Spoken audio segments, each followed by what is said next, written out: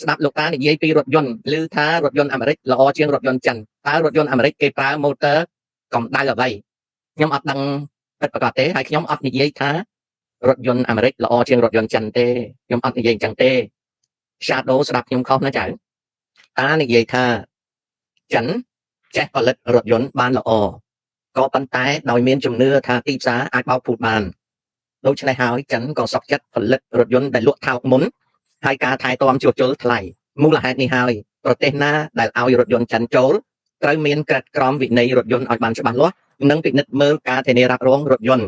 ទើបរថយន្តហ្នឹងចូលទៅបានល្អចំពោះអ្នកប្រើប្រាស់ដូចនៅអឺរ៉ុបនៅកូរ៉េជប៉ុនជាដើមដោយសារអ្វីដោយសារ market mentality របស់ចិនគេចង់លក់យកចំនួនដូច្នេះហើយគេផលិតរថយន្តគេ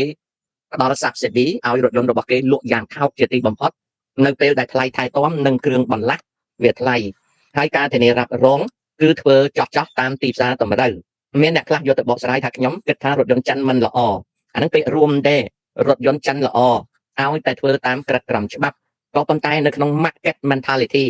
ចិនចូលចិត្តលក់ឲ្យថោកធានារ៉ាប់រងមិនពេញលេញនិងគ្រឿងបន្លាស់វាឡើងថ្លៃអញ្ចឹងទេណាShadow រីឯរថយន្តអាមេរិកអត់សូវល្អទេឲ្យតែដាច់ការធានារ៉ាប់រងគឺខូចប្រអប់លេខជួនកាលប្រអប់លេខមិនទាន់ដាច់ការធានារ៉ាប់រងវាខូចទៅហើយក៏ប៉ុន្តែរថយន្តអាមេរិកវាត្រូវដូរប្រអប់លេខឲ្យយើងដោយអត់គិតលុយទេ